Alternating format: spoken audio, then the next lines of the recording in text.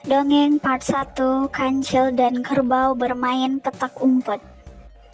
Pada suatu hari, seekor kancil bertemu dengan kerbau.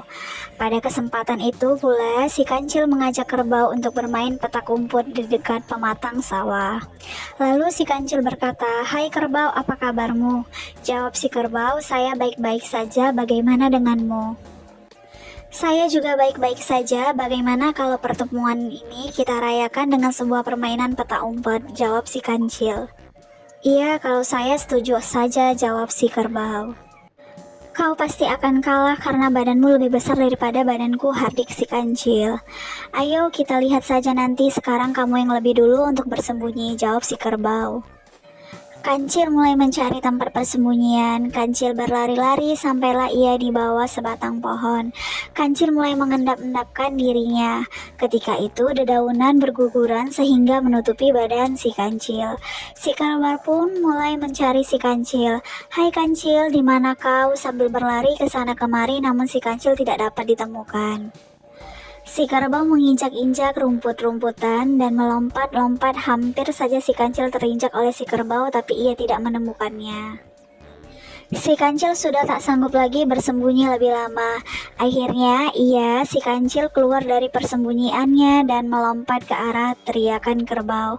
Lalu ia berkata, "Kerbau, aku mengaku kalah. Aku tak sanggup lagi bertahan lama. Kali ini aku mengaku kalah. Sekarang giliranmu untuk bersembunyi. Ayolah kerbau, bersembunyilah," kata si kancil. Kerbau pun mulai bergegas meninggalkan kancil untuk mencari tempat persembunyian. Kerbau mencari tempat yang aman, tiba-tiba kerbau menemukan gubuk yang terbakar. Kerbau segera melentangkan dirinya dengan meluruskan keempat kakinya ke arah atas. Ketika itu pula kancil mulai mencari kerbau, berlari-lari berputar mengiringi rerumputan namun tak menemukan kerbau. Tiba-tiba kancil melihat gubuk yang terbakar itu. Kancil menghampirinya dan mendekatinya lalu meraba-raba tiang itu. Dalam hati kancil berkata, "Tiang ini kok ada bulunya persis seperti kaki kerbau? Barangkali tidak." Kancil meninggalkan gubuk itu dan terus-menerus mencari kerbau, namun tak ditemukan juga.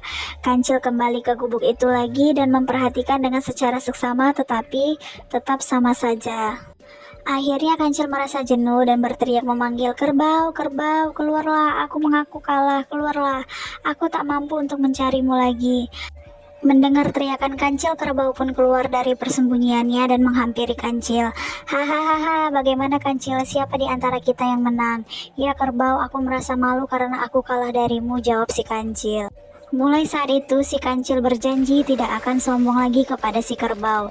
Dari kisah si kancil dan si kerbau, kita bisa belajar jangan menghina atau mengejek orang lain atau bertingkah sombong kepada orang lain.